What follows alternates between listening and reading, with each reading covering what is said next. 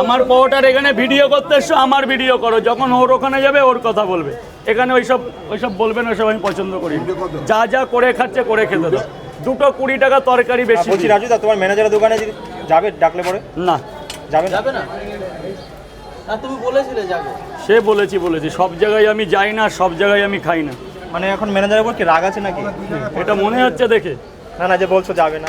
তাহলে আমার রোজের দামটা কে দেবে? তুমি দেবে, তাহলে আমি যাবো। আমার এই যে এতগুলো রোজের দাম, আমারটা রোজ আছে, এই দাম যে দেবে আমি তার সাথেই যাবো। তুমি দেবে? হ্যাঁ, তুমি দাও তাহলে যাবে। তাহলে আমি আজকেই যাবো। একদিনের যে আমার এখানে যেই টাকার পাওয়াটা বিক্রি হয় সেই টাকা না, আমার যে রোজটা সেটা দিতে হবে। বিকেলে যাবে তুমি?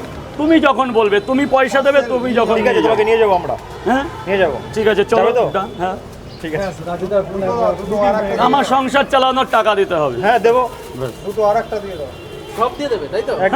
হ্যাঁ, যেটা আমার রোজ আছে, কোনো অসুবিধা নেই।